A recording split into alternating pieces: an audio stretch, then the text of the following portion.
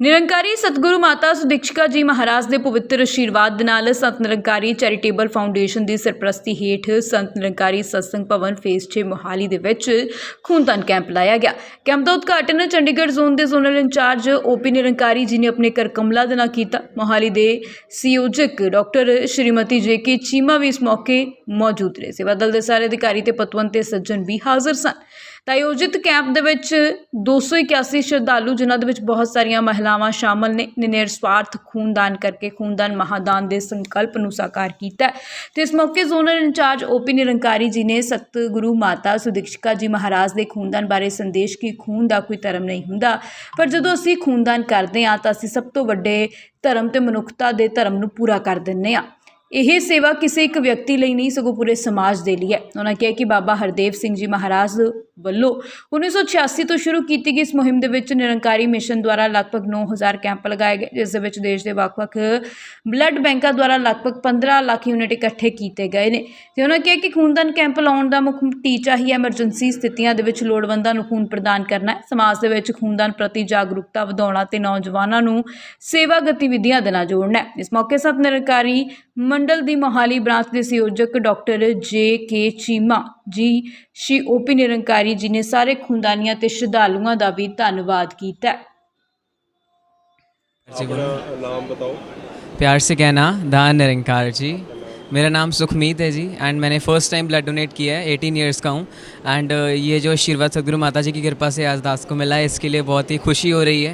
इस सेवा का पार्ट बनने का अवसर मिला है एंड हेल्थ वाइज भी फर्स्ट टाइम ब्लड डोनेट करने के बाद कोई प्रॉब्लम नहीं आ रही है, बहुत अच्छा लग रहा है, बहुत ब्लिसफुल फील हो रहा है एंड आई रिकमेंड कि हाँ हम सभी इस सेवा में योगदान डाल पाएँ जी। प्यार से कहना दान निरंकार जी। मेरा नाम सपना है, मैंने 21वीं बार खून दिया है। हम सबको अपना अपना ब्लड देना चाहिए, वो ज़रूरतमंदों के काम आता है, वो किसी की ज़िंदगी बचाता है। सतगुरु माता जी यही सिखा रहे हैं कि खून नालियों में नहीं नाड़ियों में बहना चाहिए। प्यार से कहिए दान निरंकार जी। आज आप देख रहे हैं यहाँ मोहाली के फेस 6 में मेगा ब्लड डोनेशन कैंप लगाया गया है, जिसमें सेवा दल के महात्मा, साथ संगत के महात्मा बड़ी संख्या में, बड़े उत्साह के साथ, बड़े जोश के साथ, बड़े प्यार के साथ ब्लड डोनेट करने के लिए पहुंचे हुए हैं। और सभी महात्माओं को ये पता है कि ये जो एक एक बूंद ब्लड की है, ये कई मानव मात्र के परोपकार के लिए सिद्ध हो जाएगी। तो इसलिए ये ब्लड से कई कंपोनेंट्स बनते हैं। प्लाज्मा भी काम आता है, प्लेटलेट्स भी काम आते हैं, एज ए होल ब्लड भी काम आता है, एज ए सेल भी काम आते हैं।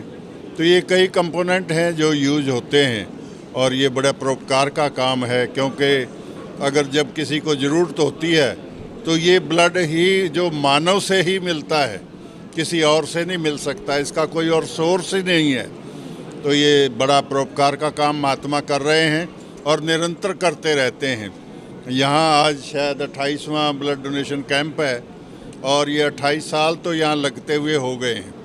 ऐसे ही संत निरंकारी मिशन लगातार ब्लड डोनेशन कैंप लगाता है। इस साल में 24 अप्रैल से हमारे ब्लड डोनेशन कैंप शुरू हुए और आज तक 1986 से ये बाबा हरदेव सिंह जी महाराज ने ये मुहिम शुरू की थी और उनका ये वरदान था, उनका ये आशीर्वाद था कि ब्लड हमेशा ही नाड़ियों में ही रहना चाहिए, नालियों में नहीं बहना चाहिए। और तब से 9000 के लगभग हमारे ब्लड डोनेशन कैंप लग चुके हैं और जिनमें लगभग 15 लाख महात्मा, 15 लाख यूनिट्स ब्लड डोनेट हुए हैं। और ये मुहिम रुका नहीं है, लगातार चल रहा है, इट इज़ गोइंग ऑन।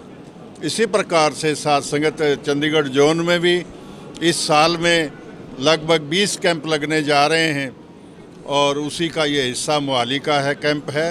और उस 20,000 कैंपों में लगभग 3,000 यूनिट्स ब्लड डोनेट किया जाएगा। ये संत निरंकारी चैरिटेबल फाउंडेशन के माध्यम से ब्लड डोनेशन कैंप लगते हैं, सफाई अभियान लगते हैं और साथ संगत ये प्रोजेक्ट अमृत भी पीछे हुआ और अभी 17 अगस्त को 1S1 का कार्यक्रम भी हुआ। बहुत सारे ऐसे कार्यक्रम हैं जो चैरिटेबल फाउंडेशन की ओर से, संत निरंकारी चैरिटेबल फाउंडेशन की ओर से लगाए जाते हैं। भवनों पे भी आप देखते हैं सिलाई कढ़ाई का कार्यक्रम चलता है और मुफ्त डिस्पेंसरियां भी कई हमारे भवनों पे चल रही हैं जो वो सेवा करते हैं। तो इस तरह से ये आज ही ब्लड डोनेट नहीं कर रहे महात्मा, जब भी कभी फिर भी आवश्यकता पड़ती है, कहीं किसी को कोई ग्रुप चाहिए, स्पेसिफाइड फ्रेश ब्लड चाहिए, तब भी ये महात्मा तैयार रहते हैं। ये महात्माओं का पता है 3 महीने के बाद फिर ब्लड दिया जा सकता है और ये तैयार रहते हैं।